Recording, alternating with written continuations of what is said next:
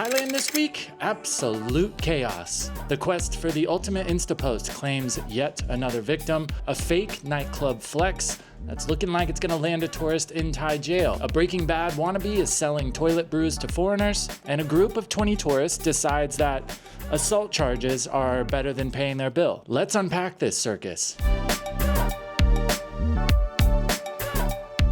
How's it going? I hope you're doing well. Welcome back to the channel. In order to make these videos, I have to ingest a lot of Thailand headlines. Reading so many of these every day, it reminds me, if you've ever played Grand Theft Auto, you know when you're driving the car and you listen to the talk radio stations?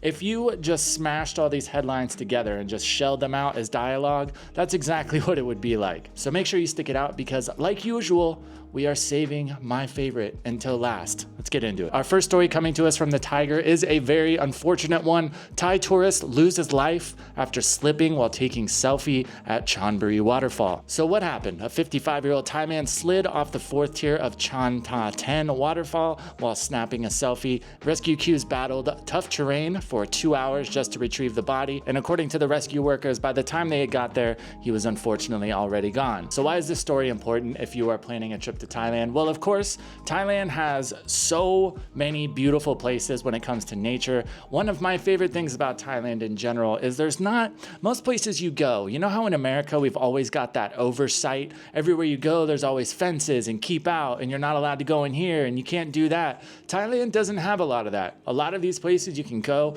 and kind of do your own thing as long as you are respectful. But one thing that comes with that is you may be in places and it could be easy to think like, oh, well, there's no fence here, so obviously it's probably safe to go out there. Thailand absolutely kind of leaves you to your own devices, which I really appreciate. Just pay attention to where you are and what you're doing. You can't really rely on, you know, signage or fences and stuff to tell you what's safe and what's not. And our next story coming to us from the Thai Examiner. I'll be honest, reading these stories, I'm pretty calloused at this point. I'm not surprised by a lot, but I am very surprised when it comes to one aspect of this story. Morning surprise for 29-year-old Indian who paid a large restaurant bill with a forged slip. And let me know down in the comments right now before we read along any further, how big do you think this bill was? And I bet you're wrong. A 29-year-old Indian tourist racks up a 90,000 baht, about $2,780 restaurant tab. I'll pump those numbers up. Those are rookie numbers in this racket.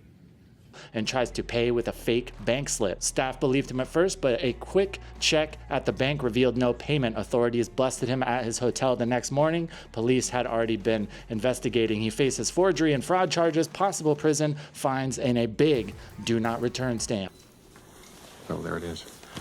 I'll tell you, especially in like the first 6 months I was in Thailand, had just got to Pattaya, everything was shiny and new and exciting. I had some pretty rough nights where I went out and I racked up some doozies, but 90,000 baht. Personally, I don't know of any places that are so fancy that it would be easy to rack up a 90,000 baht bill, but that's a big one.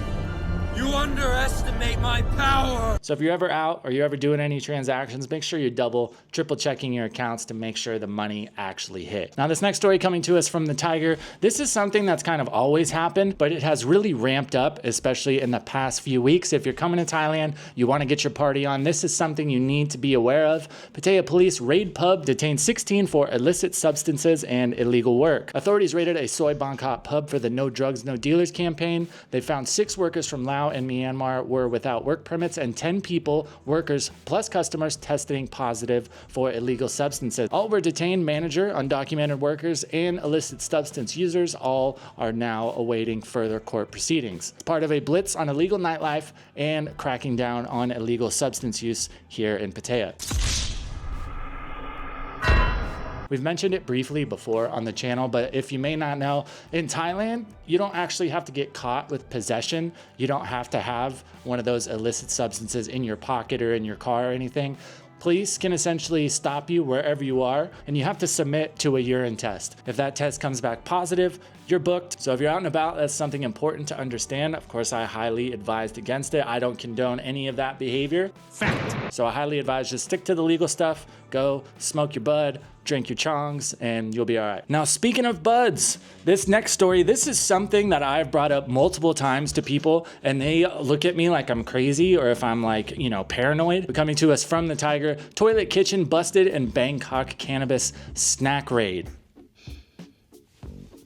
You got me. Police busted a 3-story home-turned munchie lab where toilets were used to mix cannabis jellies and cookies. They seized nearly 1 million baht of cannabis snacks, plants, and inflorescence. The suspect claimed he was just an employee selling these for 2 years, facing multiple charges, including mislabeling and illicit substance offenses. Now, don't get me wrong, I'm not anti-weed or anything. If you know me personally, you know how funny that is. But I think it's really important if you are a user to understand where your stuff's coming from, and stuff does need to be tested when it comes to mold, pesticides. There's a bunch of gross stuff that can end up on it, and if you end up smoking it, it's really bad for you. And then especially when it comes to edibles, anybody out there who's done their fair share, I'm sure you have some horror stories just like I do. Not only is it important to understand the dose that you're getting, because God forbid you don't want to overdo it and then you are along for the ride, there's also a bunch of other intricacies when it comes to weed when you're eating it. If you're mixing it with different things, people's metabolisms are different. It can get pretty sketchy, so that's no wonder that the police wanted to shut this down. The story just goes to show if you are in Thailand and you want to partake, do your best to find somebody who's reputable. You want to make sure you're getting clean stuff, not only for quality wise, but it can also become dangerous if you're getting really gross shit. Now, in regards to our next story, I was just talking about it on my Instagram. If you don't follow me yet, go over there, do that. I was just talking about how I think a lot of Thai people are really starting to get frustrated with foreigners. We've said it before, Thai people are very patient and accommodating until they're not, but I think a lot of Thai people are just over it. They're sick of seeing this behavior, and lo and behold, coming out in the news today, we've got another instance of foreigners just being absolutely ridiculous. Coming to us from the Tiger, nearly 20 foreigners attack Thai motorbike shop owner in Phuket. Argument over damages on vehicle and compensation escalate into violent assault. But what happened? Around 9:30 p.m. on August 11th, a dispute over vehicle damage compensation escalated. Foreign renters refused to pay and then physically attacked the shop owner and helper in a back alley. The video shows nearly 20 people, some trying to stop the violence, others joining in, landing blows, and forcing the two men to flee. Locals demanded police action. Footage is being reviewed to identify and arrest the suspects. This is not an isolated incident. Several such attacks involving foreigners have popped up in Phuket recently. Now, I just want to preface by saying that I don't think violence is ever justified unless you are solely defending yourself, but I do believe there is some nuance to this story. There is also, in that updated article that came out, the shop owner said he was requesting 50,000 baht. So I think there's only a couple realities that are possible here. For 50,000 baht, either the renters, one, rented a very expensive bike and did a substantial amount of damage to it. But if they just rented like a normal 125 like scooter, they would have had to essentially total the entire thing. Because the most common bikes here, the Clicks, all the Hondas, you can buy an almost brand new one for 40,000, 45,000 baht. Now, if you've taken in enough Thailand content, you will know that one thing to watch out for if you are here, whether you're going to rent a motorbike, a jet ski, things like that, there's always stories coming out, horror stories essentially. People bring a bike back, they did not do any damage to it, and then they're getting squeezed by the owners trying to say that they did damage to it, threatening to call the police. Take a video of every little nick, every little scratch, every little peeled paint, every little rip in the seat. Take a video of all of it. Get receipts for everything, film everything, and you'll be all right. Now, I know it's only anecdotal, but in my time here, I've probably rented 15, 20 bikes at this point. Now, granted,